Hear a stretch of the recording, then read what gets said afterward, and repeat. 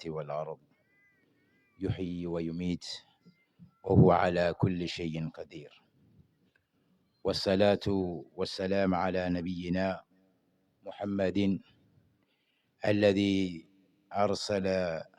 أرسله ربه شاهدا ومبشرا ونذيرا وداعيا إلى الله بإذنه وسراجا منيرا. أما بعد. எல்லாம் வல்ல அல்லாஹ்வுடைய நல்லடியார்களே, இஸ்லாமிய சகோதரர்களே, சகோதரிகளே, தாய்மார்களே, இளைஞர்களே, இந்த மாலை வேளையில் இந்த மைதானத்திலே அல்லாஹ்வுடைய மார்க்கத்தை படிக்க வேண்டும் என்கின்ற உணர்வோடு ஒன்று கூடியிருக்கின்ற நம் அனைவருக்கும் அல்லாஹ் நல்லருள் புரிய வேண்டும் என்று பிரார்த்தித்தவனாக,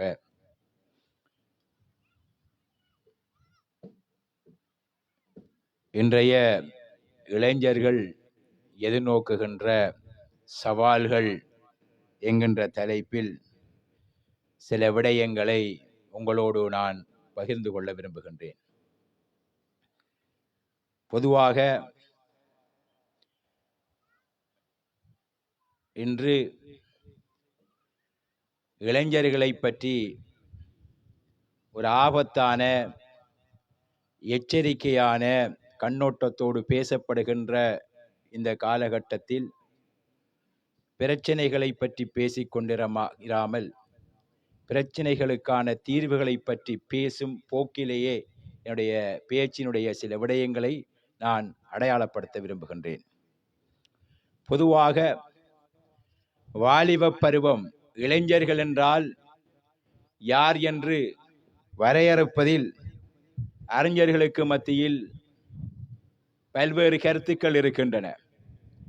பருவ வயதை அடைந்ததிலிருந்து 30 வயதை அடைந்தவர் வரை, அல்லது 33 வயதை அடைந்தவர்கள், அல்லது 40 வயதை அடைந்தவர்கள் என்று இவ்வாறு பல்வேறு கருத்துக்கள் சொல்வது உண்டு.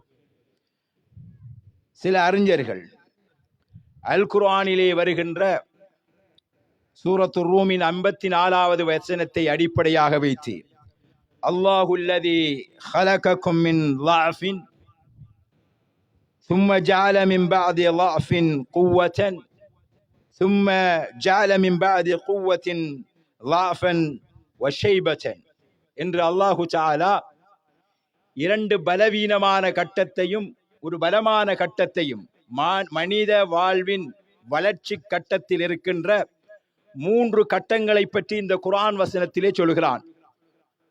குழந்தை பருவம், சிறுபராயம் என்கின்ற பலவீனமான பருவம், முதுமை நரை வெளிப்பட்டு முதுமை வெளிப்பட்டு வயோதிபத்தை அடைந்திருக்கின்ற முதிய வயது, பலவீனமான வயது, சிறிய வயது என்கின்ற அந்த பலவீனமான வயதுக்கும் முதுமை என்கின்ற அந்த பலவீனத்திற்கும், 2 பலவீனத்திற்கும் இடைப்பட்ட பலமான ஒரு வயது என்று அல்லாஹ் அல் குர்ஆனிலே சொல்கின்ற அந்த வயதில் வாழ்கின்றவர்கள் தான் வாலிபர்கள் என்று விளக்கம் சொல்கின்ற அறிஞர்கள் இருக்கிறார்கள். எனவே அந்த வயதுக்கு கட்டுப்பாடு கிடையாது. தெம்போடும் தேக ஆரோக்கியத்தோடும் எவர் நிமிர்ந்து நின்று நெஞ்சுமர்த்தி இந்த உலகத்தில் வாழ்கிறார்களோ அவர்களை எல்லாம் வாலிபர்கள் என்று சொல்லலாம். ஆக்க சக்தியாகவும் உருவாக்கத்தின் உழைப்பாளிகளாகவும் களப்பணி ஆற்றுகின்ற அளவுக்கு எவருக்கு வீரியமும் விவேகமும் ஆளுமையும் இருக்கிறதோ அவர்கள் எல்லாம் வாலிபர்கள் என்று வாலிப வட்டத்தில் வரையறைகளை விரிந்த கண்ணோட்டத்தில் பேசுபவர்கள் உண்டு.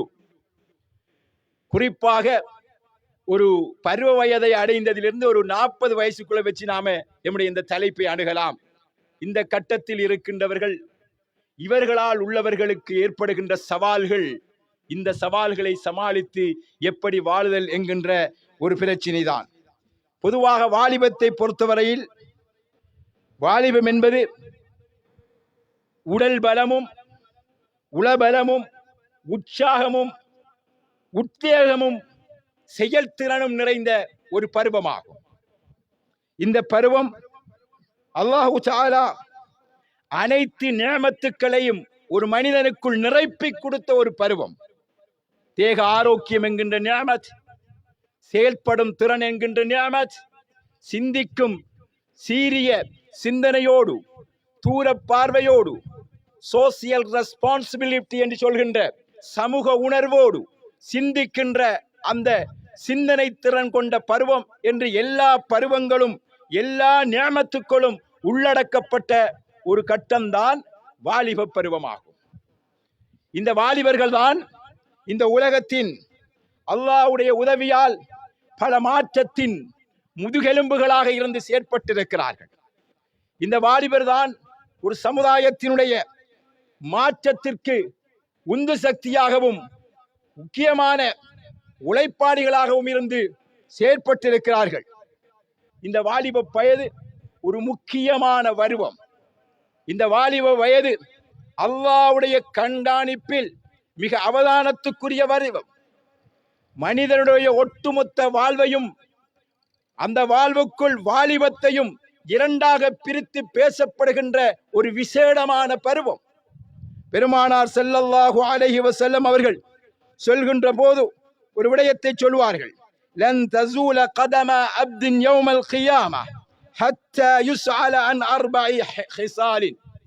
நாளை மறுமையிலே ஒரு மனிதன் 4 கேள்விகளுக்கு 4 விடயங்கள் சம்பந்தமாக விடை சொல்லாமல் அவனுடைய கால்களை நகர்த்த முடியாது என்று நபிகள் நாயகம் ஸல்லல்லாஹு அலைஹி வஸல்லம் அவர்கள் சொல்கிறார்கள். அன் உம்ரிஹி ஃபீமா அஃப்னாஹு, அவனுடைய வயதை அவனுடைய ஆயுளை எப்படி கழித்தான் என்கின்ற விடயத்திற்கு அவன் பதில் சொல்லாமல் அவனுடைய கால்களை நகர்த்த முடியாது. வஅன் ஷபாபிஹி ஃபீமா அப்லாஹு, அவனுடைய வாலிபத்தை எப்படி அவன் விரயப்படுத்தினான், வாலிபத்தை எப்படி அவன் செலவழித்தான், வாலிபத்தை எங்கே அவன் முதலீடு செய்தான், எதற்காக பயன்படுத்தினான் என்கின்ற கேள்விக்கு விடை சொல்லாமல் நாளை மறுமையிலே அவன் தன் கால்களை நகர்த்த முடியாது. وعن ماله من أين اكتسبه وفيما أنفقه, எங்கே இருந்து அவன் சம்பாதித்தான், எப்படி அதனை செலவு செய்தான் என்கின்ற விடயங்கள். இந்த விடயங்களுக்கு பதில் சொல்லாமல் அவன் கால்களை நகர்த்த முடியாது என்று நபிகள் நாயகம் ஸல்லல்லாஹு அலைஹி வஸல்லம் அவர்கள் சொல்கிறார்கள். ஒட்டுமொத்த வயதையும் எப்படி நீ என்று கழித்தாய் என்கின்ற கேள்விக்குள் வாலிப வயதும் இருக்கிறது, அந்த இளைஞர் பருவமும் வருகிறது. ஆனால் ரசூல் ஸல்லல்லாஹு அலைஹி வஸல்லம் அவர்கள் உன் முழு ஆயுளை பற்றியும் கேள்வி கேட்கப்படும் என்று சொல்லிவிட்டு உன் வாலிப பருவத்தை பற்றியும் உன் இளமை பருவத்தை பற்றியும் உன்னிடத்தில் விசேடமாக கேட்கப்படும் என்று பெருமானார் ஸல்லல்லாஹு அலைஹி வஸல்லம் அவர்கள் சொல்கிறார்கள். ஒரு அறிவை பற்றி கேட்கப்படும். 4வது விடயமாக உன்னுடைய அறிவை வைத்து நீ என்ன செய்தாய் என்கின்ற 4வது கேள்வியும் கேட்கப்படும். இதில் வாலிப பருவம் பற்றி விசேடமாக கேள்வி கேட்கப்படும் என்பதை பெருமானார் ஸல்லல்லாஹு அலைஹி வஸல்லம் அவர்கள் சொல்கிறார்கள். ஏனென்றால் அது பொறுப்பு நிறைந்த பருவம், அது செயலூக்கம் நிறைந்த பருவம், அது சமூகத்திற்காக சிந்திக்க வேண்டிய பருவம், அது சமூகத்தின் முதுகெலும்பாய் நின்று செயற்பட வேண்டிய பருவம், அது ஆக்கத்திற்கும் ஊக்கத்திற்கும் பயன்படுத்தப்பட வேண்டிய பருவம். அந்த பருவத்தை அப்படி நீ பயன்படுத்தினாயா? அல்லாஹ்வின் நினைவிலும் அல்லாஹ்வின் அருள்மறையின் ஒளியிலும் அவனும் வாழ்ந்து அவனுடைய சமுதாயத்தையும் வாழ வைக்க வேண்டிய பருவம். இந்த பணிகளை இந்த வாலிபர் சமூகம் செய்ததா என்ற அந்த கேள்விக்கு பதில் சொல்லாமல் நாளை மறுமையிலே கால்களை நகர்த்த முடியாது என்று பெருமானார் ஸல்லல்லாஹு அலைஹி வஸல்லம் அவர்கள் சொல்கிறார்கள். இந்த உலகத்தில் அல்லாஹு தஆலா வாழ்ந்த சில கூட்டங்களுக்கு மறுமையில் விசேடமான கவனிப்பையும் கண்காணிப்பையும் கௌரவத்தையும் மரியாதையும் கொடுப்பார். நிழல்களே இல்லாத அந்த நாளில், தலைக்கு மேலால் சூரியன் கொண்டு வந்து வைக்கப்பட்டிருக்கும் அந்த நாளில், பளிங்கு தரை போன்று தரைகள் மாற்றப்பட்ட அந்த நாளில், மனிதர்கள் வேர்வையின் வெக்கையிலும் வேர்வையிலும் உழண்டு திரிகின்ற அந்த அமளி துமளி நிறைந்த அந்த நாளில் ஒதுங்குவதற்கு ஒரு நிழல் கிடைக்க மாட்டாதா என்று எல்லோரும் இயங்குகின்ற அந்த நாளில் அல்லாஹு தஆலா 7 கூட்டத்தாருக்கு அவருடைய அர்ஷின் நிழலிலே நிழல் கொடுப்பான் என்று பெருமானார் ஸல்லல்லாஹு அலைஹி வஸல்லம் அவர்கள் சொல்கிறார்கள். சபஅத்துன் யுظில்லுஹுமுல்லாஹு ஃபீ ظில்லிஹி யௌம லா ظில்ல இல்லா ظில்லுஹ்.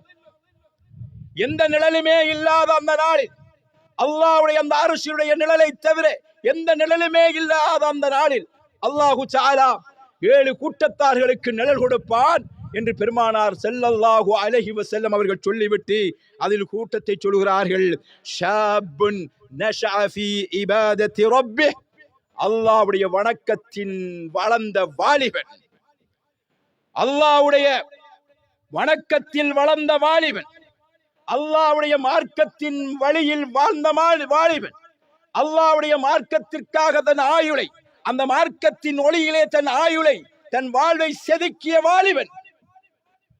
யாருமே ஒதுங்க நிழல் இல்லாமல் அங்கலாய்த்து திரிகின்ற, அலைமோதி திரிகின்ற அந்த தருணத்திலே அல்லாஹு தஆலா அவனுடைய அர்ஷின் நிழலிலே அழைத்து கௌரவப்படுத்தி நிழல் கொடுக்கின்ற ஒரு கௌரவத்துக்குரிய கூட்டமும் கௌரவத்திற்குரிய வயதும் தான் வாலிப வயதாகும். இந்த வாலிப வயதை எம் வாலிபர்கள் இந்த அர்ஷின் நிழலில் நிழல் வரும் வகையில் பயன்படுத்துகிறார்களா இல்லையா என்பதான் இன்றைய கேள்வியாகும். இஸ்லாமிய வரலாறு தொடக்கம் உலக வரலாறு வாலிபர்கள் வரலாற்றின் நாயகர்களாக மாறியிருக்கிறார்கள். அல் குர்ஆன் இந்த உலகத்தில் இந்த அமானிதத்தை புரிந்து கொண்டு வாழ்ந்த வாலிபர்களுடைய பலருடைய வரலாறை, அவர்கள் வேறால் உருவான வரலாறை, அவர்கள் உருவாக்கிய வரலாறை, அவர்களுக்கு பின்னால் உருவான வரலாறை பற்றி அல் குர்ஆனிலே சொல்லி காட்டுகிறான். இந்த ஐடியல் யங்கஸ்ட், அதாவது முன்மாதிரி இளைஞர்களை பற்றி அல் குர்ஆன் உலக வரலாற்றில் நிறையவே பேசுகிறது. யூசுப் அலைஹிஸ்ஸலாம் என்கின்ற ஒரு வாலிபர், அழகான வாலிபர், எந்த பெண்ணும் பார்த்தால் அவரை அடைய வேண்டும் என்று ஆசை கொள்ளும் அளவுக்கான வாலிபர். அரச குலத்து பெண்ணொருத்தர் அவரை அடைந்து கொள்ள ஆசைப்பட்ட போது அந்த ஆசையை அல்லாஹ்விற்காக அடக்கி இவளோடு வாழ்வதா அல்லது அவருடைய ஆசைக்கு அடங்குவதா அல்லது அல்லாஹ்வுடைய அந்த சன்னிதானத்தில் நிற்க வேண்டும் என்கின்ற அந்த நினைப்பின் அடிப்படையில் தன்னை கட்டுப்படுத்துவதா என்கின்ற மன போராட்டத்தில் பிழையான வழியிலே தன் ஆசையை தீர்த்துக் கொள்ள அழைத்தவளுக்கு அழைப்புக்கு கட்டுப்படாமல் அல்லாஹ்வுக்கு விசுவாசமான, அல்லாஹ்வுடைய சன்னிதானத்தில் நான் தூய்மையாக போய் நிற்க வேண்டும் என்கின்ற அந்த எதிர்பார்ப்புக்காக வேண்டி தன் ஆசையை அடக்கிக் கொண்ட அந்த வாலிபனை பற்றி அல்லாஹு தஆலா அல் குர்ஆனிலே சொல்லி காட்டுகிறான். ஒரு இளைஞரை பற்றி சொல்லி காட்டுகிறான். அவர் இந்த பெண் கூப்பிடுகின்ற இந்த செயலுக்கு போவதை விட எனக்கு சிறை போவது சிறந்தது என்று சொன்னார். அல்லாஹு தஆலா அவரை சிறையில் வைத்து அவரை காத்து ஒரு பத்தினி ஆணாக, ஒரு தூய்மையான ஆணாக, அவருடைய நீயத், அவருடைய எண்ணம் பிழையான வழியில் போகக்கூடாது என்கின்ற முயற்சிக்கு அல்லாஹு தஆலா வழி ஏற்படுத்தி கொடுக்கிறான். அவருடைய அந்த முயற்சி அல்லாஹ் அவருக்கு சான்று கொடுக்கிறான். இன்னஹு மின் இபாதினா ஸாலிஹீன் முஹ்லஸீன், அவர் நிச்சயமாக எமது தூய்மையான அடியார்களில் ஒருவராக இருந்தார் என்று யூசுப் அலைஹிஸ்ஸலாம் என்கின்ற அந்த வாலிபரின் புனிதமான கற்பொழுக்கமிக்க வரலாறை பற்றி அல்லாஹு தஆலா சூரத்துல் யூசுப் என்கின்ற ஒரு தனி அத்தியாயத்தில் ஒரு நபியை பற்றி, ஒரு வாலிபரை பற்றி முழுமையாக பேசுகின்ற ஒரு வரலாறு யூசுப் என்கின்ற வாலிபரின் வரலாறாகும். சாதனை நாயகன், கற்பொழுக்கத்தின் ஒரு முன்மாதிரியாக நின்ற வாலிபனை பற்றி பேசுகிறான். இன்று எம் வாலிபர்கள் இந்த முன்மாதிரிக்கு ஈடாக எத்தனை பேர் நாம் என் கற்பொழுக்கத்தை காண்கின்ற அந்த சவாலை வெற்றி கொண்டு அல்லாஹ் பார்த்து கொண்டிருக்கிறான் என்று தன் கற்பை காக்கின்ற விடயத்தில் பேணுதலோடும் பக்குவத்தோடு நடந்து கொள்கின்றவர்கள் இருக்கிறோம். அதே போன்று அல்லாஹு தஆலா யஹ்யா அலைஹிஸ்ஸலாம் அவர்களை பற்றி குர்ஆனிலே சொல்கிறான். வஆதைனாஹுல் ஹுக்ம ஸபிய்யா, யஹ்யா அலைஹிஸ்ஸலாம் அவர்களை இளைஞராக இருக்கும் போதே அவருக்கு நபித்துவ பணியை சிறப்பாக செய்வதற்கு தேவையான அறிவையும் ஆளுமையையும் அறிவு ஞானத்தையும் வழங்கியதாக அல்லாஹு தஆலா குர்ஆனிலே சொல்லி காட்டுகிறான். யா யஹ்யா ஹுதில் கிதாப பிகுவா வஆதைனாஹு அல் ஹுக்ம ஸபிய்யா, யஹ்யா என்கின்ற இளைஞருக்கு நாம் யஹ்யாவுக்கு அவர் இளைஞராக இருக்கின்ற போது அவருக்கு தேவையான ஞானத்தை நாம் வழங்கினோம் என்று அல்லாஹு தஆலா எஹியா என்கின்ற இளைஞன் சமூக தீர்க்கத்துக்கு தேவையான அறிவு ஞானம் அல்லாஹ்வால் கொடுக்கப்பட்டது. அதை அவர் பெறுகின்ற முயற்சியில் ஈடுபடுமாறு அல்லாஹ் சொன்னபோது அதை சரியான முறையிலே பயன்படுத்தி சமூகம் காக்கும் ஒரு சிறந்த போராளியாக எஹியா அலைஹிஸ்ஸலாம் வருகிறார். இப்ராஹிம் அலைஹிஸ்ஸலாம் வரலாறு சொல்கிறது 20 வயதை நிறைந்த ஒரு வாலிபர் தௌஹீது பிரச்சாரத்தின் ஒரு தனியாளாக நின்று அந்த சமுதாயத்தின் தௌஹீது கொள்கையை உறக்க பேசிய ஒரு உத்தமராக, அவர் ஒரு தனிநபராக இருந்தும் ஒரு தனி சமூகம் என்று அல் குர்ஆன் அவரை விழித்து பேசுகிறது. ஏனென்றால் அவர் செய்த சமூக புரட்சி அளப்பரியதாகும். ஒரு சமூக மாற்றத்திற்கான அத்தனை காரியங்களையும் செய்தார். இணை வைப்பின் கூடாரத்தில் பிறந்தார். தந்தை இணை வைப்புக்கான சிலைகளை செய்து வைக்கின்ற அந்த கூடாரத்துக்குள் பிறந்தார். அது அல்லாஹ்வுடைய அந்த வழிபாட்டுக்கு எதிரானது, தௌஹீதுக்கு எதிரானது என்று பிரச்சாரம் செய்தார். ஆட்சியாளர்களும் அவருடைய பிரமுகர்களும் அவருக்கு எதிராக நின்ற போது அவர் எதுவும் அல்லாஹ்வுடைய சன்னிதானத்துக்கு முன்னால் கிடைக்கக்கூடிய அந்த அளப்பெரும் பாக்கியத்திற்காக பொறுமையோடு அத்தனையும் எதிர்கொண்ட வரலாறை அல்லாஹு தஆலா இப்ராஹிம் அலைஹிஸ்ஸலாமுடைய வரலாற்றிலே குர்ஆனிலே கூறி காட்டுகிறான். காலு சமிஅனா ஃபதன் யذ்குருஹும் யுகாலு லஹு இப்ராஹிம். அந்த தெய்வங்களை பற்றி ஒரு இளைஞர் பேசிக் கொண்டிருப்பதை நாம் கேள்விப்பட்டோம். அவர் இப்ராஹிம் என அழைக்கப்படுவார் என்று அவரை பற்றி அரசர் சன்னிதானத்தில் இப்ராஹிம் அலைஹிஸ்ஸலாம் அவருடைய பிரச்சாரத்தின் கருப்பொருளை சொல்லப்பட்ட வரலாறு அல் குர்ஆனிலே சொல்லப்பட்டிருக்கிறது. அல்லாஹு தஆலா குர்ஆனிலே 2 பேருடைய வரலாற்றில் 2 பேருடைய வாழ்வில் உங்களுக்கு அழகிய முன்மாதிரி இருக்கிறது என்று நேரடியாக சொல்கிறான். ஒன்று எம் தலைவர் பெருமானார் முஹம்மது நபி ஸல்லல்லாஹு அலைஹி வஸல்லம் அவர்கள். இரண்டாவது கத் கானத் லகும் உஸ்வத்துன் ஹஸனத்துன் ஃபீ இப்ராஹீம வல்லதீன மஅஹு. உங்களுக்கு இப்ராஹிம் அலைஹிஸ்ஸலாம் அவரிடத்திலும் அவரோடு இருந்தவரிடத்திலும் அழகிய முன்மாதிரி இருக்கிறது என்று ஒரு முன்மாதிரி மிக்க உதாரண புருஷராக ஒரு வாலிபர் இப்ராஹிம் என்கின்ற வாலிபரை அல்லாஹு தஆலா இந்த சமுதாயத்திற்கு அடையாளம் காட்டுகின்றார். அதே போன்றுதான் மூசா அலைஹிஸ்ஸலாம் ஒரு வாலிபர் கூட்டம் மூசா அலைஹிஸ்ஸலாமுடைய தாவா பிரச்சாரத்தை முன்வைத்த போது யாருமே அவருடைய தாவா பிரச்சாரத்தை ஏற்றுக்கொள்ளவில்லை. அல்லாஹ் சொல்லி காட்டுகிறான், ஃபமா ஆமன லி மூசா இல்லா துர்ரியத்தும் மின் கௌமிஹி அலா ஹௌஃபின் மின் ஃபிர்அவுன வ மலஇஹிம் அன் யஃப்தினஹும். ஃபிர்அவுனுடையும் அவருடைய சமூக பிரமுகர்களும் கொடுமைப்படுத்துவார்கள் என அஞ்சி மூசா அலைஹிஸ்ஸலாம் அவருடைய தாவாவை யாருமே ஏற்றுக்கொள்ளவில்லை. அல்லாஹ்வை அவர்கள் யாருமே நம்பவில்லை, ஒரு சிறு கூட்டத்தினை தவிர. அந்த கூட்டத்தினர் யார் என்று முஃபஸ்ஸிரீன்கள் சொல்லுகின்ற போது இமாம் இப்னு கதீர் ரஹ்மஹுல்லாஹ் அவர்கள் சொல்லுகிறார்கள், ஒரு வாலிப கூட்டம் தான். சத்தியத்தை எப்போதும் நிதானமாக புரிந்து ஏற்று அதனை முன்னெடுப்பதில் வாலிபர்கள் முன்னிப்பார்கள். மூசா அலைஹிஸ்ஸலாம் அவர்களோடு நின்றவர்கள் வாலிப சமுதாயம் என்று அல்லாஹு தஆலா அடையாளப்படுத்துகிறான்.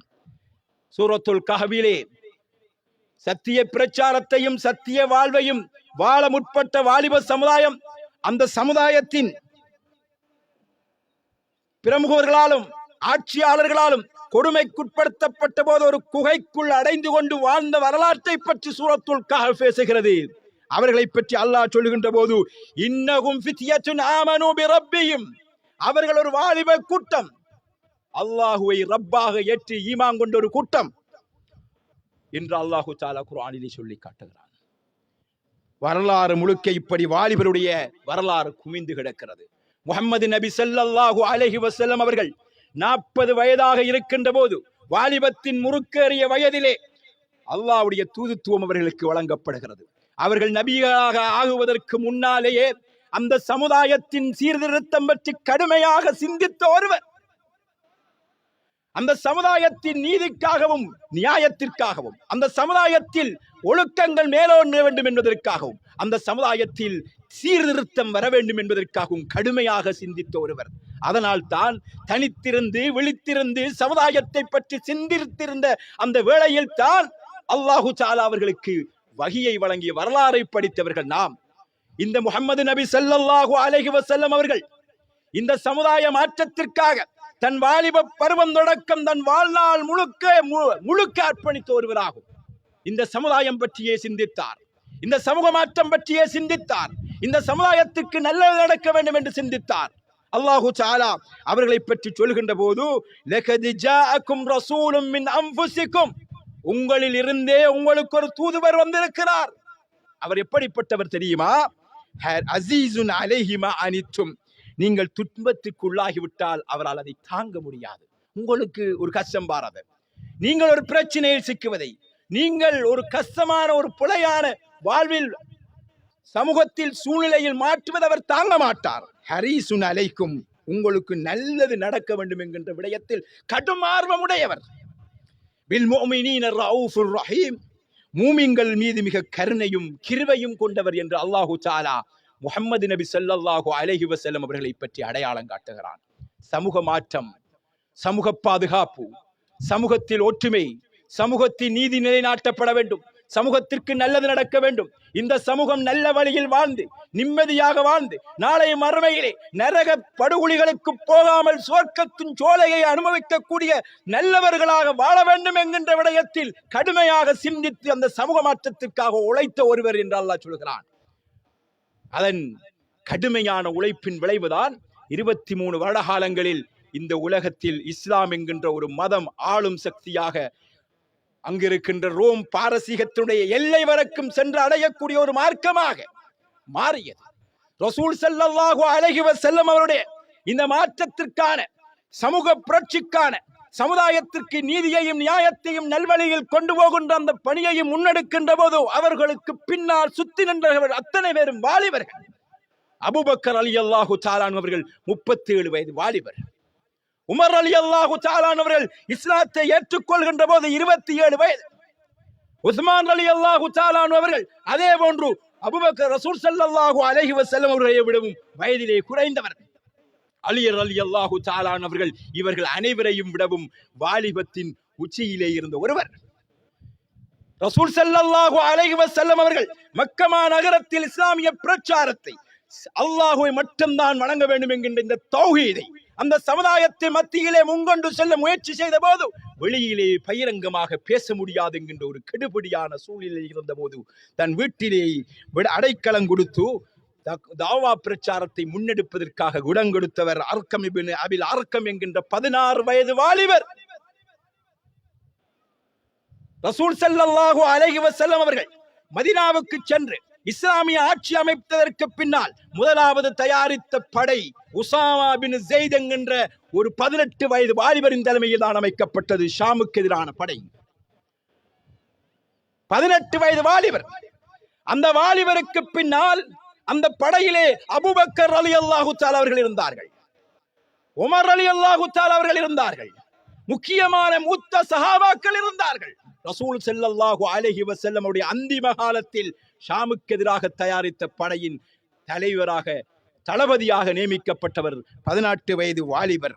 மக்கமா வெற்றியின் பின்னால், ஃபத்ஹு மக்காவின் போது அந்த மக்கா வெற்றியின் பின்னால் அந்த மக்காவின் தலைவராக ரசூல் ஸல்லல்லாஹு அலைஹி வஸல்லம் அவர்கள் ஒரு 20 அல்லது 21 வயதில் இருந்த அத்தாப் இப்னு அஸீத் என்கின்ற ஒரு இளைஞரைத்தான் பொறுப்பாக நியமித்தார்கள் என்று வரலாறு சொல்கிறது.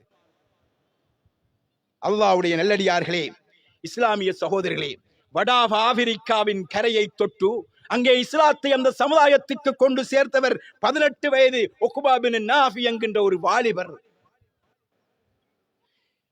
தாரிக் இப்னு ஜியாத் 17 வயது கொண்ட ஒரு வாலிபர். ஸ்பெயினுக்கூடாக ஐரோப்பா முழுக்க இஸ்லாத்தின் செய்தி போய் சேர்வதற்கு முன்னின்றவர் ஒரு வாலிபர். முஹம்மது பின் காசிம் சிந்து பிரதேசத்தை கைப்பற்றியதனூடாக இந்தியா போன்ற தென்கிழக்காசிய நாடுகளில், சவுத் ஈஸ்ட் ஏசியா முழுக்க இஸ்லாமிய பரவலுக்கு ஒரு வித்திட்டவர் 19 வயது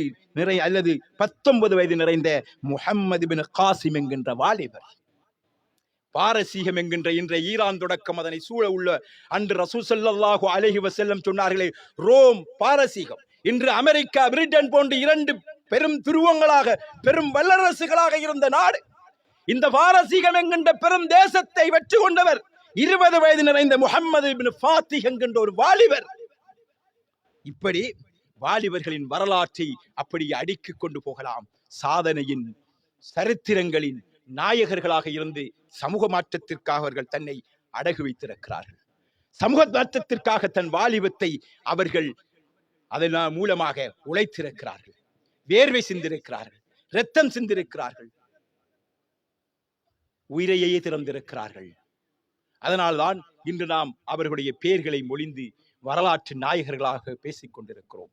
அன்பான வாலிபர் சமுதாயமே, எம்முடைய வாலிப பருவத்தில் நாம் சாதித்த சாதனைகள் என்ன? வரலாறுகள் நினைத்து இன்று இந்த சஹாபாக்களை ரலியல்லாஹு அன்ஹும் அஜ்மஈன் ரஹிமஹுமுல்லாஹ், அல்லாஹ் அவர்களுக்கு அருள் புரிவானாக, அல்லாஹ் அவர்களை பொருந்திக் கொள்வானாக என்று இவருடைய பெயர்களை சொல்லி எல்லாம் இந்த வரலாற்று நாயகர்களை பற்றி பேசுகிறோமே, எதிர்கால வரலாறு எம்மை நினைத்து பிரார்த்திக்கக்கூடிய அளவுக்கு என்னுடைய வாலிபத்தை நான் எதை செய்திருக்கிறேன் என்று யோசித்த வாலிபர்கள் எத்தனை பேர் நாம் இருக்கிறோம்?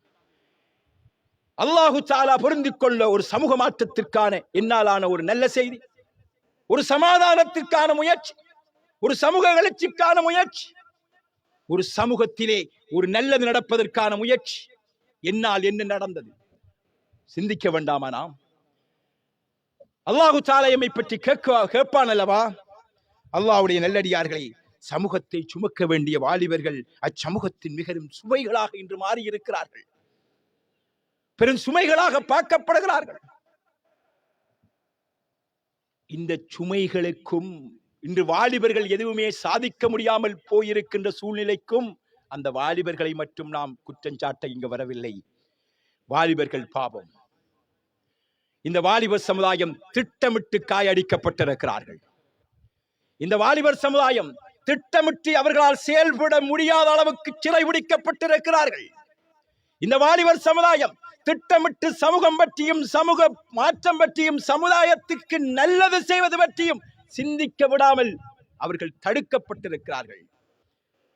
இராணுவ ரீதியான ஆக்கிரமிப்பை விட சிந்தனை ரீதியான ஆக்கிரமிப்புகளிலே மிகவும் ஆபத்தான ஆக்கிரமிப்பு என்று சமூகவியலாளர்கள் சொல்லுவார்கள். இராணுவ ரீதியாக ஒரு சமுதாயத்தை ஆக்கிரமித்து அடைத்து வைத்திருப்பதை விட அவர்களை ஐடியாலஜியலி, அது சிந்தனை ரீதியாக அவர்களை ஆக்கிரமித்து அவர்களை சிந்திக்க விடாமல், அவர்களை வேறு பக்கம் சிதற விடாமல் அவருடைய சிந்தைகளை சிறைபிடிப்பது என்பது அந்த முயற்சியும் அந்த வெற்றியும் மிகவும் ஆபத்தானது என்று சொல்வார்கள். இன்று சமுதாயத்தில் அது முஸ்லிம்களாக இருக்கட்டும், முஸ்லிம் அல்லாத சமூகமாக இருக்கட்டும், யாராவது சமூகம் பற்றி சிந்திக்கின்ற உணர்வே வராமல் சதி செய்கின்ற பெரும் சதி இந்த உலகத்திலே நடந்து கொண்டிருக்கிறது. குறிப்பாக முஸ்லிம் சமுதாயம் இப்படியான சதிக்குள்ளே சிக்கி இருக்கிறார்கள். வாலிபர்கள் எதிர்நோக்குகின்ற சவால்கள் என்பதுதான் என்னுடைய தலைப்பு. சவால்களை சுற்றி வளர்ச்சி பேச தேவையில்லை. 3 சவாலுக்குள் எம் வாலிபர்கள் இன்று எதிர்நோக்குகின்ற சவால்கள் சொல்லலாம். அல்லது அவர்கள் சிறை பிடிக்கப்பட்டிருக்கின்ற இடங்கள், அல்லது அவர்கள் சிறை அடைக்கப்பட்டிருக்கின்ற இடங்களாக 3 சொல்லலாம். போதை, பெண், இந்த 3க்குள்ளும் வாலிப சமுதாயம் சிறை அடைக்கப்பட்டுள்ளார்கள். போன், போதை, பெண், இந்த 3களுக்குள்ளும் எம் வாலிப சமுதாயம் அடைக்கப்பட்டிருக்கிறார்கள். சோசியல் மீடியா, சமூக வலைத்தளம், போன்களூடாக சவால்கள் அவர்கள் போன்களூடாக அவருடைய கைகளிலே கொடுக்கப்பட்டு அவர்கள் அதற்குள்ளேயே தன் சிந்தனை முழுக்க செலுத்தி அதற்குள் வெளியிலே வந்து இந்த சமூகம் பற்றி சிந்திக்கின்ற அளவுக்கு அவர்களால் முடியாத அளவுக்கு சூழ்நிலை திட்டமிட்டு மாற்றப்பட்டிருக்கிறது. ஸ்பெயின் முஸ்லிம்களால் 800 வருடம் ஆளப்பட்ட ஒரு பெரும் தேசமாகும். ஐரோப்பா இருண்ட யுகமாக இருந்தபோது அது அறிவொளி பெற்று பிறந்து ஒரு நல்ல இந்த நவீன உலகத்தை நோக்கி நகர்வதற்கு அடித்தளம் கொடுத்த 2 முக்கியமான நகரங்களில் ஒன்று பக்தாத், இன்னொன்று ஸ்பெயின். அந்த ஸ்பெயின் எழுச்சி கண்டிருந்த காலத்தில் அதனை வீழ்த்த வேண்டும் என்று அன்றைய ஐரோப்பியர்கள், ஆங்கிலேயர்கள் கனவு கொண்டிருந்தார்கள். அவர்கள் தன்னுடைய உளவை அனுப்பி அங்கே பரிசோதனை செய்த போதெல்லாம் அங்கிருக்கின்ற வாலிபர்கள் வீரியத்தோடு இன்னும் இருக்கிறார்கள். ஒரு வாலிபரை சென்று வரலாறுகள் சொல்கின்றனர். வாலிபரை சென்று அவர்கள் விசாரிக்கின்ற போது அழுது கொண்டிருந்த வரலாற்றை பற்றி பேசுவார்கள். ஏன் அழுகிறார்? என் தாய் என்னை புனித பாதையில் போராட அனுமதிக்கிறார்கள். ஏன்? குர்ஆனை ஹிஃப்து செய்து முடிக்கும் வரைக்கும் இந்த பாதையில் போகக்கூடாது. எனவே இந்த சமூகத்திற்காக போராட முடியவில்லையே என்று அழுது கொண்டிருந்த வரலாற்றை பற்றி பேசுகிறார்கள். வாலிபர்கள் இன்னும் வீரியத்தோடு இருக்கிறார்கள். இந்த சமூகத்தில் வீழ்ச்சியை நாம் கனவு காண முடியாது என்று அறிக்கைகள் சமர்ப்பிக்கிறார்கள். மீண்டும் சில காலத்திற்கு பின்னால் அந்த வாலிபர் சமுதாயத்தை சிதைதிருப்பதற்கான சதிகள் செய்யப்படுகின்றன. பெண்களும் போதை வஸ்துக்களும் ஏனைய அவருடைய சிந்தனையை திசை திருப்பும் அத்தனை காரியங்களும் கொண்டு இறக்கப்பட்டு அவர்களுடைய சிந்தனைகளுக்குள் திணிக்கப்பட்ட போது குறிப்பிட்ட காலத்திற்கு பின்னால் ஒரு வாலிப சமுதாயத்தை பற்றி ஆலை செய்கிறார்கள். ஒரு வாலிபர் அழுது கொண்டிருந்த சம்பவத்தை சொல்வார்கள். எதற்காக அழுகிறாய்? நான் விரும்பிய பெண்ணை என் தாய் மனமுடிக்க விடுகிறார் இல்லை என்று வாலிபர் அழுது கொண்டிருந்தார் என்று சொல்லுவார்கள். இப்போது அவருடைய அறிக்கை சொல்கிறது, ஸ்பெயினை கைப்பற்றுவதற்குரிய சந்தர்ப்பம் வந்துவிட்டது. வாலிபருடைய திசை வேறு பக்கம் மாறிவிட்டது. அவர்கள் சமூகம் பற்றி சிந்திக்கின்ற உணர்விலே என்று சொன்னார்கள். இது சம்பவம் உண்மையா பொய்யா என்கின்ற ஆராய்வதை விட யதார்த்தம் இதுதான். திட்டமிட்ட சதியின் விளைவாக எம் சமுதாயம் சிறைபிடிக்கப்பட்டுள்ளது. எம் வாலிபர்கள் கைகளிலே கொடுக்கப்பட்டுள்ள இந்த போன் பிபிசி ஒரு ஆய்வு செய்கின்றது. இந்த பிபிசி ஒரு ஆய்வு 2017 ஆண்டு 90% வாலிபர்கள் சமூக வலைத்தளங்களோடு தொடர்பிலே இருக்கிறார்கள். இது 2017 ஆண்டு ரிப்போர்ட். 90% வாலிபர்கள் சமூக வலைத்தளத்தோடு இருக்கிறார்கள். இவர்கள் பேஸ்புக், யூடியூப், ட்விட்டர் என்று என்னவெல்லாம் இருக்கிறதோ அத்தனைகளோடு அவர்கள் தொடர்போடு இருக்கிறார்கள். இதற்குள் அவர்கள் ஒரு குளத்துல அப்படியே முங்கின மாதிரி அவர்களால் வெளியே வர முடியாமல் கிடக்கிறார்கள். இவர்களுக்கு மனநல பிரச்சனை ஏற்பட்டிருக்கிறது. சமூக ஊடகங்கள் இளைஞர்களின் மனநிலை பிரச்சனையை தூண்டுவதாக அந்த ஆய்வறிக்கை சொல்கிறது. அதே போன்று மன அழுத்தத்திற்கு இந்த இளைஞர்கள் உள்ளாக்கப்பட்டிருக்கிறார்கள். அவர்கள் சமூகம் பற்றியோ, நான் நல்லா நடக்கணும் என்பதை பற்றியோ, இந்த சமுதாயத்துக்கு நல்லது நடக்க வேண்டும் என்பது பற்றியோ சிந்திக்க விடாமல் போன்களுக்குள் சிறைபிடிக்கப்பட்டிருக்கிறார்கள். அதே போன்று அவர்களுக்குள் ஒரு அடிமை நிலை உருவாகி இருக்கிறது. சமூக ஊடகத்தில் பாராட்டுகளுக்காகவும் லைக்குகளுக்காகவும் செய்திகளை போட்டுவிட்டு அதை திரும்ப எத்தனை லைக் என்று பார்க்குகின்ற ஒரு போதை, ஒரு மயக்கம் இன்றிருக்கின்ற இளைஞர்களுக்கு உருவாகி இருக்கிறது. இது அத்தனையும் இந்த வாலிபர்களுக்கு எதிராக செய்யப்பட்ட சதி. நம்ம சர்வ சாதாரணமாக இன்றைய வாலிபருடைய சாதனைகளாக எது பார்க்கப்படுகிறது? பேஸ்புக், யூடியூப் ஊடாக எது வருவாயை தருகிறதோ அதைத்தான் சாதனையாக பார்க்கிறார்கள். அந்த சாதனைக்கான முயற்சியைத்தான் எடுக்கிறார்கள். சமூக மாற்றத்திற்கான சமூகத்தில் கல்வி எழுச்சி வீழ்ச்சியடைந்து வருகிறது. வாலிபர்கள் பல்கலைக்கழகங்களுக்கு போகின்ற விகிதம் குறைந்து வருகிறது. இன்றிருக்கின்ற பல்கலைக்கழகங்களில் 85%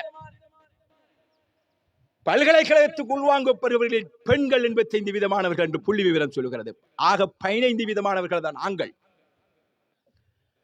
சவுத் ஈஸ்ட் யூனிவர்சிட்டியிலே ஒரு டீனோடு பேசிக் கொண்டிருக்கின்ற போது அவர் சொல்கிறார், MIT ஃபேக்கல்டிக்கு எடுக்கப்பட்ட ஒரு பெச்சில எடுக்கப்பட்ட மொத்த மாணவர்களில் மொத்தம் பேரும் பொம்பளை பிள்ளைகள்.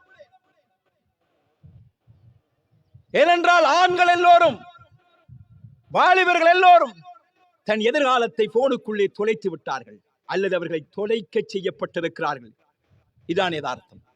அதே போன்று நம்முடைய வாலிபருடைய செயல்படும் திறன் துரிதமாக முறியடிக்கப்பட்டிருக்கிறது. நிஜ வாழ்க்கையில் இருந்து அவர்கள் விலகி ஒரு கனவுலக வாழ்க்கையோடு பக்கத்தில் இருக்கிறார்களோடு யாரோடும் பேசுறதில்லை.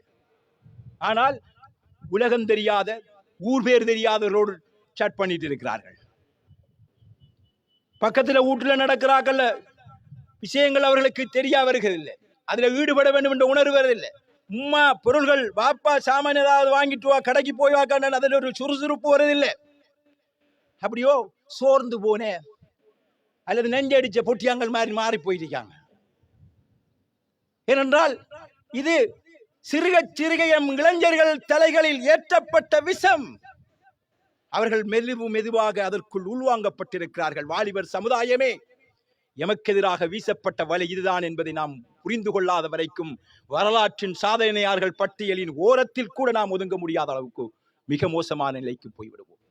அல்லாவின் சன்னிதானத்தில் உன் வாலிபத்தை எப்படி கழித்தாய் என்று சொல்கின்ற போது இரவு முழுக்க முழுக்க நான் பேஸ்புக்குள்ளே இருந்தேன் யா அல்லாஹ் என்று பதில் சொல்ல முடியுமா? என் கேர்ள் ஃபிரெண்டோடு சட் பண்ணி கொண்டிருந்தேன் என்று சொல்ல முடியுமா? அல்லது யூடியூபிலே அல்லது பேஸ்புக்கிலே நான் ஒரு செய்தியை அப்டேட் பண்ணி கொண்டிருந்தேன், சமூகத்தில் என்னுடைய லைக் அதை கூட்டுவதற்காக என்று சொல்ல முடியுமா? இதானே நம்முடைய பெரும்பாலான பணி நடந்து கொண்டிருக்கிறது. நாம் யோசிக்க வேண்டாம், நாம் எதை செஞ்சு கொண்டிருக்கிறோம், இதனால் சமுதாயத்துக்கு என்ன பயன், ஏன் நாம் இப்படி மாறினோம்? நாம் நமக்கு முன்னிருந்த நம் அப்பாமாருடைய வாலிப வயதில் இந்த சவால்கள் இல்லையே, நாம் ஏன் இப்படி சிறைபிடிக்கப்பட்டோம் என்று எம் வாலிப சமுதாயம் சிந்திக்க வேண்டும். இன்றைய வாலிபர்கள் இந்த நவீன ஊடகங்களின் ஊடாக பாலியல் பிராணிகளாக மாற்றப்பட்டிருக்கிறார்கள். பாலியல் காட்சிகளையும் பாலியல் விஷயங்களையும் பார்க்க தேடுகின்ற உணர்வோட உள்ளங்களின் நஞ்சு போல் ஊட்டப்பட்டிருக்கிறது. பழைய காலத்துல செக்ஸ் செய்கிற ஆசை வருமாம். இப்ப இருக்கிற உளவியல் என்றால் செக்ஸ் செய்கிற ஆசை கிடையாது, செக்ஸை பார்க்கிற ஆசை தான் கூடயா. ஏன்றால் அப்பாவும் பவலைக்கெல்லாம் போனுக்குறோம் தெரியுமான், செஞ்சா ஒரு தரத்தோட விஷயம் முடிஞ்சிடும் என்று ஓடிடுவான், வேற வேலையை பார்க்க போய்த்துடும். அப்படி இல்லை, பார்த்து கொண்டே இருக்கணும், தேடிக்கொண்டே இருக்கணும் என்கின்ற உணர்வு என் பிள்ளைகளின் மனங்களில் நஞ்சு போல் ஊட்டப்பட்டு கொண்டிருக்கிறது என்று சொல்லப்படுகிறது. இப்படி போன், அதனூடாக சமூக வலைத்தளங்கள் ஊடாக எம்முடைய இளைஞர்கள் சிறைபிடிக்கப்பட்டிருக்கிறார்கள். இரண்டாவது, போதைப் பொருள் இன்று சர்வசாதாரணம். ஒரு காலத்தில் கொழும்புல குடு குடிக்கிறார்களை பற்றி கேள்விப்பட்டிருக்கோம். ஆனா இப்ப அங்கேயோட நம்முடைய ஊர்ல கூட கேள்விப்படுறோம். கல்வியிலும் சமூக மாற்றத்திலும் மிக வீரியமாக வேலை செய்து கொண்டிருந்த வாலிபர்கள் இன்று வெளியே வர இயலாத அளவுக்கு, பாடசாலைகளுக்கு போக முடியாத அளவுக்கும் மிகவும் சிக்கி சீரழிந்து கொண்டிருக்கிறார்கள். பல்கலைக்கழகத்திலே எமக்கு படித்த அந்த ஒரு லெக்சர், ஒரு நாள் நான் அரபு கல்லூரியுடைய விஷயம் ஒன்றாக கோர்ட்டுக்கு போக வேண்டிய தேவை ஒன்று வந்துச்சு. லெக்சர் நிற்கார், முடிச்சு நிற்கார், கவலையோடு நிற்கார். என்ன என்று நான் கேட்டபோது, ஒன்றுமில்லை மௌலவி, மகன் ஜெயிலில் இருக்கான், கூட்டுக்குள்ள இருக்கான், வெளியில இன்றைக்கு ஜட்ஜி விட்டுருவாரோன்ற கவலையில் நிற்கேன். மகனை வெளியில ஜட்ஜி விட்டுருவார் என்ற கவலை. இவர் தான் பிடிச்சு கொடுத்தவர். என்னத்துக்கு பிடிச்சு கொடுத்தா, போதை வஸ்து பாவனையில் அந்த விரிவுரையாளரால் தன் மகனை கண்ட்ரோல் பண்ண முடியல. அது தேவை என்று வருகின்ற போது தாயையும் கொல்லும் அளவுக்கு அவன் கத்தியோடு துணிகிறான், எதையும் உடைக்கிறான். இவன் உடைப்பால் வருகின்ற செலவை விட அவனுக்கு ஏதாவது கொடுத்து முடிச்ச செலவு குறை என்று கொடுத்து அவன் இன்றைக்கு நான் ஜெயில் பிடித்து போட வேண்டிய அளவுக்கு சூழ்நிலை வந்து விட்டது. இப்ப விட்டா திரும்ப பேசிடுவான், அதனால இன்னும் 14 நாள் வைக்க மாட்டார் என்ற கவலை எல்லாம் பாப்பா நிற்கார் அவனது. இன்று படித்தவர்கள் படியாதவர்கள் ஆலிங்கள் அவர்கள் இவர் என்று சொல்லுகின்ற அளவுக்கு எவரும் இல்லாமல் எல்லோருடைய வீடுகளிலும் வாயிலையும் போதை பொருள் கதவை தட்டி கொண்டிருக்கிறது. இது வாலிபர்கள் தேடி சென்று பிடித்த ஒரு ஆசைக்காக குடித்ததொன்ற சதியின் விளைவு இது. அன்பான இஸ்லாமிய சகோதரர்களே, அதுபோன்று காதல், காமம், இந்த மொண்டுல இருக்கிற ரெண்டையும் விட இப்ப இருக்கிற பின்னால் இருக்கிறார்கள். இதுல இப்ப பழைய காலத்தில் இருக்கிற காதல் கதையெல்லாம் இப்ப இல்லை. ஒன்று குயிக்கா வருது அல்லது குயிக்கா போகுது, ரெண்டில் ஒன்று முடியுது. எனவே இப்படி 3 விடயங்களுக்குள் இந்த இளைஞர் சமுதாயம் சிக்க வைக்கப்பட்டு பாரிய சவால்களோடு இருக்கிறார்கள். இதை முறியடிக்கிற எப்படி, யார் இந்த சவால்களுக்கு பின்னால் இருக்கிறார் என்ற விடயத்தை பேச வேண்டும். ஒன்று, ஷைத்தானுடைய சதி. அல்லாஹு தஆலா குர்ஆனிலே சொல்கிறான், இன்ன ஷைத்தான லகும் அதுவுன் ஃபத்தஹிதூஹு அதுவா. நிச்சயமாக ஷைத்தான் உங்களுக்கு பகிரங்கமான விரோதி, அவனை விரோதியாகவே இடுங்கள். ஒரு பாவத்தின்பால் எமக்கு தூண்டுதல் வழங்கப்படுகிறது என்றால், ஒரு பாவத்தை செய்வதற்கான நியாயங்கள் எம் மனதிலேயே உருவாகுது என்றால், எங்களோடு ஷைத்தான் இருக்கிறான் என்ற அர்த்தம். வாலிபர்களே, விழிப்பாக இருங்கள். ஒரு பாவம் செய்வதில் நமக்கு ஆர்வமும் ஆசையும் வருகிறது, ஒளித்து மறைத்து செய்ய வேண்டும் என்ற உணர்வு வருகிறது என்றால், நம் தோழனாக ஷைத்தான் எம் கூட இருந்து எமக்கு கூட இருந்து அவன் ஆசையின் பேரால் நம்மை நரகத்துக்கு அளித்துக் கொண்டிருக்கிறான் என்று நாம் எண்ண வேண்டும். அல்லாஹு தஆலா குர்ஆனிலே சொல்கிறான், قال فبما اغويتني لاقعدن لهم صراطك المستقيم. அல்லாஹ் இடத்தில் அவன் ஷைத்தான் சபதமிடுகிறான், நீ என்னை வழிகட்டவனாக வெளிவேற்றி விட்டதன் காரணத்தால் ஆதமுடைய சந்ததியினரான அவர்கள் உன்னுடைய நேரான பாதையிலே செல்கின்ற போதெல்லாம் அவரை தடுக்கிறதுக்காக அந்த வழியில நான் குந்திட்டு வேலை செய்வேன் என்று ஷைத்தான் சேலஞ்ச் பண்ணிட்டு வந்திருக்கான். இது ஷைத்தான் இறைவனிடத்தில் எடுத்த சேலஞ்ச், சவால். எனவே வாலிபர்களை, ஷைத்தான் நமக்கு பாரிய சவால். இவனை வென்று வெளியேறி வருகின்ற அளவுக்கு நமக்கு தைரியம் இருக்கணும். இரண்டாவது, இஸ்லாத்தின் விரோதிகள் செய்கின்ற சதி, இலுமினாட்டிகள் என்றும் பல்வேறு துறையினர்களும் உலகம் ஒரு குறிப்பிட்டவருடைய ஆளுகைக்குட்பட்ட பிரதேசமாக இருக்க வேண்டும், ஏனையவர்கள் எல்லாம் அவர்களுடைய அடிமைகளாக சேவகர்களாக உழைத்துக் கொடுக்கும் வர்க்கமாக இருக்க வேண்டும். We are chosen people of the God. இறைவனால் தேர்ந்தெடுக்கப்பட்ட உன்னத சமுதாயம் நாங்கள் தான் என்கின்ற கருத்தின் அடிப்படையில் இந்த உலகத்தில் ஆளப் பிறந்த ஒரு வர்க்கமும், இந்த உலகத்தில் அவர்களுக்கு சேவகம் செய்ய ஒரு வர்க்கமும் என்கின்ற அடிப்படையில் இந்த உலகம் இயங்கிக் கொண்டிருக்கிறது. எனவே சமுதாயம் பற்றி சிந்தித்து சரியான வழியிலே வழிநடாத்துகின்ற யாருமே இருக்கக்கூடாது. அவர்களை ஒன்று போதைக்குள் வைத்திருக்க வேண்டும், அல்லது அவர்களை போனுக்குள் வைத்திருக்க வேண்டும், அல்லது அவரை ஒரு பொண்ணுக்குள் வைத்திருக்க வேண்டும் என்று முடிவெடுத்து விட்டார்கள். இந்த மூணில் ஒன்றுக்குள்ள நம்முடைய சமுதாய வாலிபர்கள் என்று சிறைபிடிக்கப்பட்டிருக்கிறார்கள். விழிப்பாக இருக்க வேண்டும். மூன்றாவது, என் பெற்றோர்கள் விட்ட பாரிய தவறு. இன்று இளைஞர்கள் சவாலை சந்திக்கிறார்கள் என்றால் இளம் பெற்றோர்கள் விட்ட தவறின் விளைவுகளை இன்று அறுவடை செய்து தந்திருக்கிறார்கள். நூலை போல சேலை, தாயை போல புள்ள. நாம எதை கரைவாகவும் கற்பனையாகவும் எதை அந்த பிள்ளைகளுக்கு வெளிப்படுத்துறோமோ அதுதான் அந்த பிள்ளைகள் ரியாக்ஷன். அங்கிருந்தான் அவருடைய மறு ஆக்ஷன் அப்படித்தான் வரும். இதான் நடத்தினது. ஒரு காலத்தில் ஒரு பிள்ளை ஓதப்பள்ளிக்கு போகாட்டி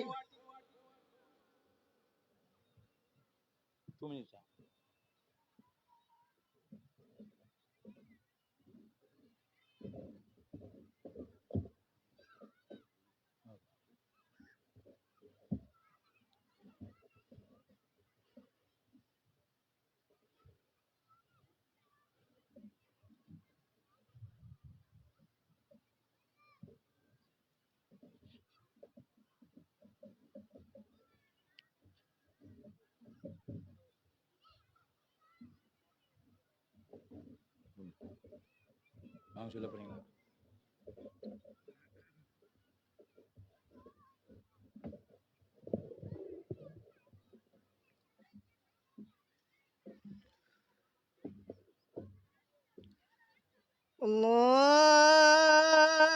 அல்லாஹு அக்பர், அல்லாஹு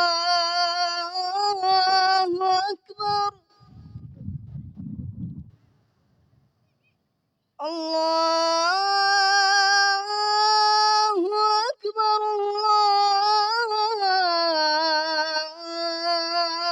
அல்லாஹு அக்பர். أشهد أن لا إله إلا الله.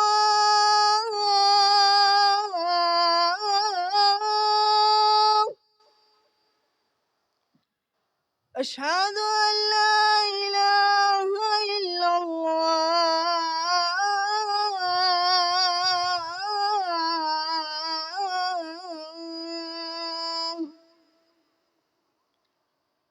أشهد أن محمد رسول الله.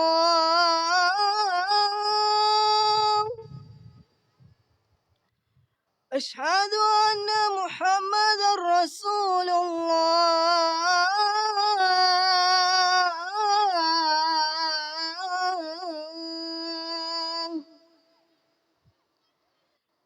حي على الصلاة،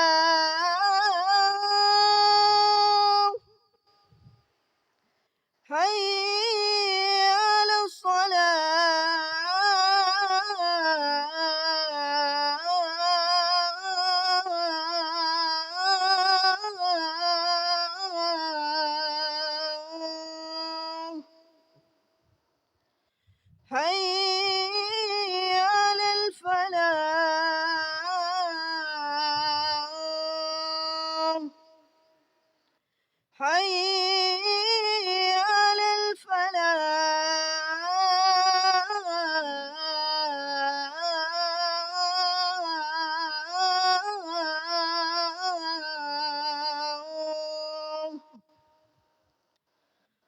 الله أكبر الله أكبر لا إله إلا الله.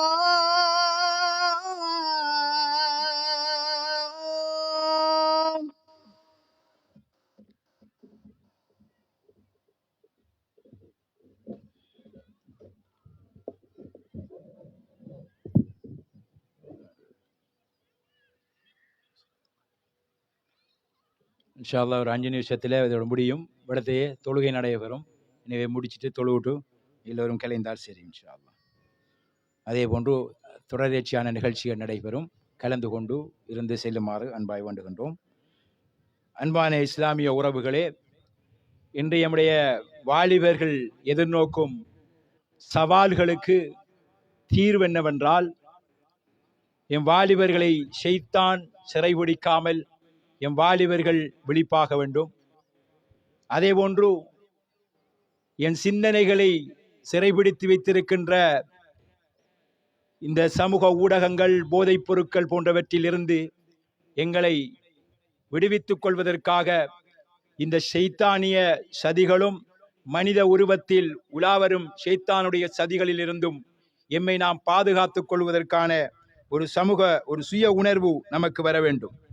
அதே போன்றுதான் பெற்றோர்கள் இன்றைய இளைஞர்கள் எதிர்நோக்குகின்ற சவால்களுக்கு ஒரு வகையில் காரணமாக ஆகிறார்கள். ஏனென்றால் அவர்கள் பிள்ளைகளை வளர்க்கின்ற போது அவர்களுக்கு அடிப்படையாக கொடுக்க வேண்டிய மார்க்க அறிவை ஊட்டி வளர்க்காமல் அவர்களை ஒரு பொருளாதார பிராணிகளாக வளர்த்ததன் விளைவைத்தான் இன்று அறுவடை செய்தார்கள். அன்று பாடசாலைகளுக்கு போனாலும் போகாவிட்டாலும் பிள்ளை குர்ஆன் மதரசாக்கு செல்ல வேண்டும், குர்ஆன் ஓத வேண்டும், மார்க்கத்தின் அடிப்படை கடமைகளை கற்க வேண்டும் என்கின்ற ஒரு கட்டாயம் ஒவ்வொரு பெற்றோராலும் ஊட்டப்பட்டது.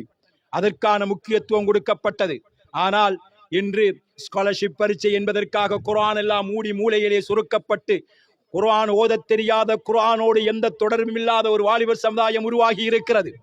மார்க்கத்தின் அடிப்படை கடமைகளை தெரியாது, அல்லாஹ்வை பற்றி தெரியாது, அல்லாஹ்வுடைய தூதரை பற்றி தெரியாது, அல்லாஹ்வுடைய மார்க்கத்தை பற்றி தெரியாத ஒரு இளைஞர் சமுதாயம் உருவாகி இருக்கிறது.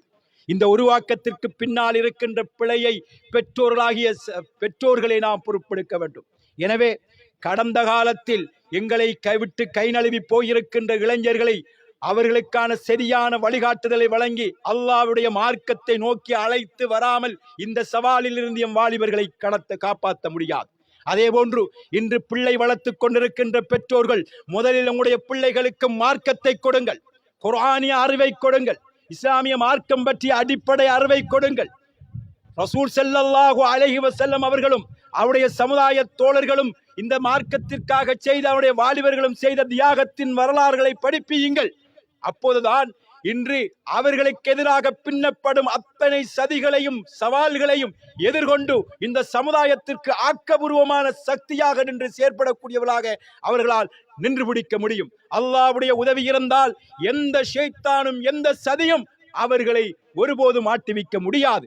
ஆனால் அல்லாஹ்வுடைய நினைவில் வளராமல் எம் பிள்ளைகள் தூரமாக்கப்பட்டு வளர்க்கப்பட்டிருக்கிறார்கள். அந்த பொறுப்பை நாம் ஏற்க வேண்டிய கட்டாய பொறுப்பு இருக்கிறது. எனவே எம்முடைய வளர்ந்து வரும் இன்றைய இளைஞர்களையாவது முதலில் குர்ஆனிய அறிவு, மார்க்க அறிவின் அடிப்படையில் வளர்க்க வேண்டிய தேவை இருக்கிறது. பெருமானார் ஸல்லல்லாஹு அலைஹி வஸல்லம் அவர்கள் சொல்கிறார்கள், மா மின் மௌலூதின் இல்லா யூலது அலல் ஃபித்ரா ஃபஅபவாஹு யுஹவ்விதானிஹி அவ் யுனஸ்ஸிரானிஹி அவ் யுமஜ்ஜிசானிஹி. எல்லா குழந்தைகளும் பிறக்கின்ற போது இஸ்லாத்தையும் இஸ்லாமிய வாழ்வியல் வழிமுறைகளையும் ஏற்றுக்கொள்ளும் இயல்போடு தான் பிறக்கிறார்கள். அவருடைய பெற்றோர்கள் தான் யூத, கிறிஸ்தவ, நெருப்பு வணங்கிகளுடைய சிந்தாந்தங்களையும் கொள்கைகளையும் அவருடைய தலைகளிலே திணிக்கிறார்கள். அவர்கள் தான் காரணம் என்று அல்லாஹ் சொல்கிறார். அல்லாஹ்வுடைய தூதர் ஸல்லல்லாஹு அலைஹி வஸல்லம் அவர்கள் சொல்கிறார்கள். புகாரி, முஸ்லிமிலே பதிவு செய்யப்பட்டுள்ளது. எனவே பெற்றோர்கள் மார்க்கம் தெரிந்தவர்களாக மாற வேண்டும். அப்போதுதான் ஒரு மார்க்கம் தெரிந்த இளைஞர் சமுதாயத்தையும் இந்த சமுதாயத்தை காக்கக்கூடிய தலைவர்களையும் உருவாக்க முடியும் என்கின்ற விடயத்தையும் இங்கே சொல்லி, அதே போன்றுதான் ஊர்கள் நல்ல சமூகம், ஒரு நல்ல சூழல் இருக்க வேண்டும். இளைஞர் சமுதாயம் நல்ல இளைஞர்களுக்கு நல்ல சூழல் இருக்கின்ற போது நல்ல சூழலில் இருந்து கெட்டவர்கள் உருவாக முடியாது. உருவாக முயற்சி செய்தாலும் அவர்கள் கெட்டவர்கள் உருவாகுவதற்கும் அல்லது வளர்வதற்கும் வாய்ப்பில்லாமல் தடுக்கப்பட்டு போய்விடும் என்று பேசுகின்ற வசனங்களும் ஹதீஸ்களும் நிறையவே இருக்கின்றன. எனவே நல்ல சூழல் உருவாக்கப்பட வேண்டும். இந்த அடிப்படைகளை கையாண்டு எம் இளைஞர்களை சரியான வழியில் நடாத்துவதற்கு பெற்றோர்களும் ஊரில் உள்ள பிரமுகர்களும் நிறுவனங்களும் பள்ளிவாசல்களும் அதே போன்று இளைஞர்கள் சுயநினைவு கொண்டு தன் நிலை உணர்ந்து நல்வழிபடுகின்ற நிலையும் உருவாக வேண்டும். அல்லாஹு தஆலா எம் இளைஞர்களை நல்வழிப்படுத்தி இந்த சமுதாயம் நல்ல வழியில் செல்வதற்கு நல்லருள் புரிவானாக. ஆமீன். வ ஆகிரு தஅவானா அனில் ஹம்துலில்லாஹி ரப்பில் ஆலமீன். அஸ்ஸலாமு அலைக்கும்.